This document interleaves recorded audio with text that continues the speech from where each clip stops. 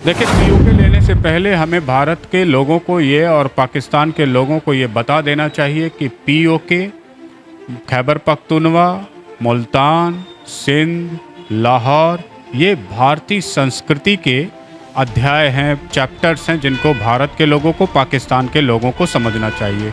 पाकिस्तान के पोताहार से लेकर के तमाम जंगजुआ राजपूत हजार साल तक मुग़लों और तमाम आक्रांताओं को रोक करके रखा था।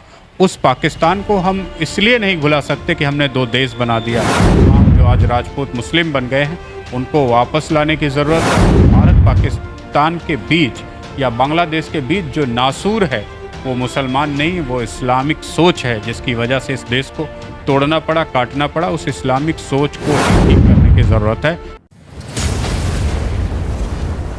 सर, सरकार की नीतियों पर आरएसएस का कितना प्रभाव देखते हैं? आपको क्या लगता है आरएसएस मतलब अपने एजेंडे को पूरा करवाने में कितना कामयाब हो पाती है? राष्ट्रीय स्वयंसेवक संघ का बहुत हस्तक्षेप सरकार में नहीं होता है, ना वो करता है। राष्ट्र सुरक्षा में, राष्ट्र के लिए दंगों फसाद से निपटने के लिए तमाम चीज़ों पर वो बढ़िया काम करते हैं। अगर उनकी आरएसएस का दखल होती तो 4 लाख मठों मंदिरों पर निश्चित तौर पे मैं समझता हूँ स्पष्ट नीति के साथ भारत सरकार आती, लेकिन कोई परफॉर्मेंस नहीं देखी गई। इसका मतलब आरएसएस का हस्तक्षेप भारतीय जनता पार्टी में बहुत कम है, नाम मात्र का है। और ये भी कह दें कि जीतने के बाद शायद सुनते ना हो। अच्छा, ये तो बहुत बड़ा स्टेटमेंट हो गया आपका। एनीवे सर, ये भारत की विदेश नीति अभी जो वर्तमान हालात में है, अभी खास करके कतर से जो भारत नेवी के रिटायर्ड अफसरों को मतलब सकुशल वापस बुला ले गया है, मतलब अनएक्सपेक्टेड सा जैसा लगता है। और प्लस रूस यूक्रेन वार के दौरान या और जो मुस्लिम कंट्रीज़ हैं वहाँ पे मोदी को इतना सम्मान दिया जाना, अमेरिका भी बिल्कुल रेड कारपेट मोदी के लिए बिछाए रखता है। इजराइल मतलब एकदम से मतलब कहते हैं कि हमारे बुरे वक्त का सबसे पहला साथी है तो इजराइल है। क्या कैसे आंकते हैं विदेश नीति को? देखिए, भारत का दुनिया में जो सम्मान है या भारत के लोगों का जो सम्मान है वो भारत के युवाओं के द्वारा, इंडस्ट्रियलिस्ट के द्वारा, कारपोरेट्स के द्वारा, किसानों के द्वारा, दवा से लेकर के तमाम टूल्स टेक्निक्स बनाने वाले बच्चों के द्वारा अर्जित किया गया सम्मान है, जो भारत के वहाँ कतर से लेकर के पूरे अरेबिक कंट्रीज़ में जितने भी आतंकवादी संगठन हैं उनके अंदर दिलों में भी भारत के प्रति, भारतीयों के प्रति सम्मान है। साथ में ही एस जयशंकर की परफॉर्मेंस कहें या यूं कहें कि भारत में उतने बुद्धिमान लोग रहते हैं जितनी पूरी दुनिया में रहते हैं, तो एस जयशंकर की भी परफॉर्मेंस इस मामले में अच्छी है। और जो राष्ट्र सरकार अपने नागरिकों के प्रति डेडिकेटेड हो और जिसने सैकड़ों उपकार किए हों मुस्लिम कंट्रीज़ के ऊपर, युद्ध काल में, आपातकाल में, दवाई के माध्यम से, खाद के माध्यम से, राशन के माध्यम से, ज़रूरत के माध्यम से, उसके लिए ये कोई बड़ा कार्य नहीं था। हाँ, लेकिन यदि देश की सरकार ही अपने सैनिकों के प्रति, अपने बच्चों के प्रति, अपने नागरिकों के प्रति सर एस जयशंकर के परफॉर्मेंस को आप 1 से 10 के बीच कितना अंक देंगे? एस जयशंकर की परफॉर्मेंस बहुत अच्छी परफॉर्मेंस, कैसे कहें, 8-9 नंबर के आसपास है।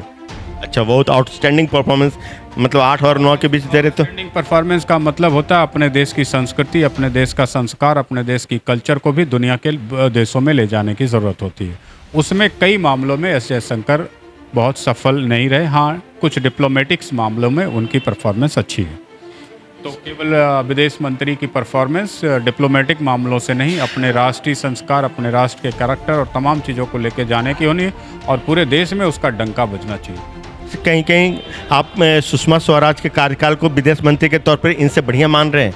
हाँ, बढ़िया था, अच्छा था, अच्छी कॉन्फिडेंस। सर, आखिरी सवाल, अब अगर मान लेते हैं कि 2024 के इलेक्शन के रिजल्ट के बाद मोदी सरकार एक बार फिर से बनती है, तो कौन से 5 महत्वपूर्ण काम हैं जो कि सरकार को इस टर्म में ज़रूर पूरे करने चाहिए? मैं चाहता हूं कि किसानों के खेतों तक बिजली पहुंचे, गांव तक पहुंचा दिया आपने, जिसको 18 से 20 45 लाख करोड़ का टर्नओवर से ज़्यादा देने वाले एग्रीकल्चर के फार्म से जिसकी एमएसपी देने से सरकार घबरा रही है। मैं समझता हूँ उनके खेतों तक बिजली पहुँचा के उनको और आसान तरीके से जीने और खेती करने का मार्ग सुनिश्चित कर देना चाहिए। आजकल किसानों को मैंने देखा है चोरी से ले जाके मोटर लगा के पानी भरते हैं, सिंचाई करते हैं, क्योंकि बिजली के खंभे गांव किसान के खेतों तक नहीं है।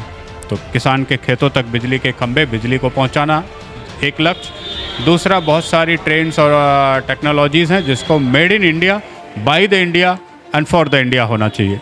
दूसरे देशों की इंडस्ट्री को अपने देशों में बहुत ज़्यादा प्रमोट करके भी हम अपने देश को बहुत ज़्यादा शक्तिशाली या मजबूत नहीं कर सकते। वो इंडस्ट्रियाँ एक दिन समेट के चली जाती हैं और देश कंगाल होकर रह जाता है, खाली होकर रह जाता है। जैसे आपने देखा सुना होगा, एप्पल ने स्टोर बटोर लिया, फलाने ने अपना स्टोर बंद कर दिया। तो ये नौबत ना आए, देश के बच्चों के द्वारा देश के लिए सम्मानित तरीके से इंडस्ट्रियलाइजेशन किया जाना चाहिए। एक और मैं डिमांड या कहें मेरा विचार है कि देश 6 लाख गाँव को स्पेशल इकोनॉमिक जोन की तरह विकसित करने की ज़रूरत है। हर गांव में मिनिमम 10 इंडस्ट्री के सेटअप और इंफ्रास्ट्रक्चर की ज़रूरत है, जिस पर बहुत तेज़ी से काम करने की ज़रूरत है। साथ ही बिना एग्रीकल्चर लैंड को वेस्ट किए हमें हाईवेज़ के किनारे एक पतली स्ट्रिप की इंडस्ट्रियल कॉरिडोर बनाने की ज़रूरत है, जिससे देश भविष्य में आने वाले 2050 तक भविष्य में आने वाले चैलेंजों का सामना 6 लाख गांव मिल करके करें, ना कि केवल दिल्ली, मुंबई, कोलकाता के माध्यम से करें। सर, आपने तो बहुत ही एकेडमिक बना दिया है अपनी डिमांड को, या आपने जो आपके ही विचार से जो थे। सर, आपने पीओके वापस लेना, काशी मथुरा बनवा देना, इन सब मुद्दों को तो बिल्कुल टच ही नहीं किया। देखिए, पीओके लेने से पहले हमें भारत के लोगों को ये और पाकिस्तान के लोगों को ये बता देना चाहिए कि पीओके, खैबर पख्तूनवा, मुल्तान, सिंध, लाहौर, ये भारतीय संस्कृति के अध्याय हैं, चैप्टर्स हैं, जिनको भारत के लोगों को, पाकिस्तान के लोगों को समझना चाहिए। पाकिस्तान के पोताहार से लेकर के तमाम जंगजुआ राजपूत 1000 साल तक मुग़लों और तमाम आक्रांताओं को रोक करके रखा था।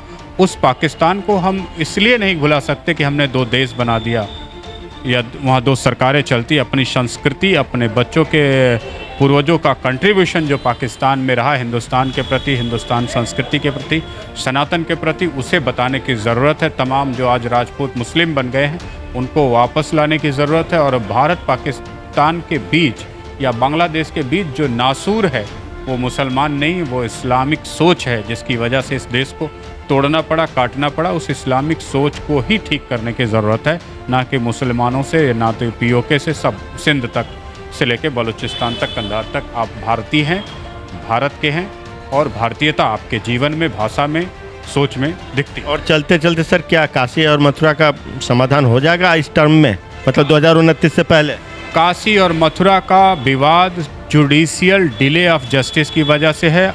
हमें जस्टिसों को, जुडिशरी को, न्यायालय को स्पष्ट मैसेज देना है कि आपको परफॉर्मेंस देनी है तो दीजिए, नहीं देनी है तो रिटायरमेंट लेके घर चले जाइए।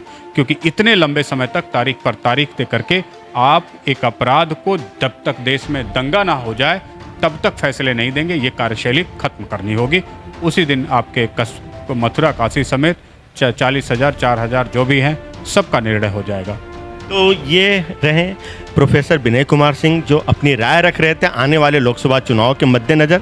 आप इनके राय से कितने सहमत या असहमत हैं, आप अपनी राय कमेंट बॉक्स में लिख करके ज़रूर बताएं। और आपको ये विमर्श पूरा अच्छा लगा तो हमारे चैनल को लाइक और सब्सक्राइब ज़रूर करें। आप देख रहे हैं देश प्रथम न्यूज़ और मैं आपके साथ आपका दोस्त ज्ञान प्रकाश।